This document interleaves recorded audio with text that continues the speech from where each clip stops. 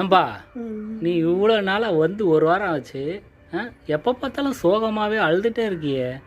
கீழே தான் மனுஷனாக இருக்கும் போது அழுது அழுது கடன் தொல்லை அது தொல்லைன்னு அழுத, நீ தான் செத்து ஆவியாக மாறிட்டியே, இங்கேயே வந்து ஏன் அழுதுட்டுருக்க? அது ஒன்றும் இல்லைப்பா, சின்ன விஷயத்துக்கு எனக்கும் என் பொண்டாட்டிக்கும் சின்ன விஷயத்துக்கு சண்டை. அதுக்கு போய் கோவிச்சிக்கிட்டு நான் பாட்டுக்கு வந்து பால் டாயில் குடித்து செத்து போயிட்டேன். அவசரப்பட்டோன்னு கவலையாக இருக்குப்பா. என் சின்ன பிள்ளைங்க, என் பிள்ளைங்கள நினச்சிட்டா கவலையாக இருக்குது. அது எதிர்காலத்துக்கு எதுவுமே சேர்த்து வைக்கலையே, எதுவுமே பண்ணலையேப்பா. நல்ல வேலை, இதில் பற்றிலாம் எனக்கு கவலையே இல்லை. ஏப்பா உனக்கு என்ன கவலை இல்லைன்ற? ஏன்? ஆமாம், இப்போது லேட்டஸ்ட்டாக கள்ளக்குறிச்சியில் கள்ள சாராயம் சாப்பிட்டு ஒரு 5 பேர் 10 பேர் செத்தாங்கன்னு சொன்னாங்களே, அதில் ஒருத்தர் நான். என் குடும்பத்துக்கு 10 லட்சம் போயிருக்கோம். இந்நேரம் என் பிள்ளைங்க என் ஒய்ஃபு எல்லாம் லைஃப் செட்டில். இதை விட எனக்கு என்ன வேலை? ஜாலியாக இருக்கேன் நான்.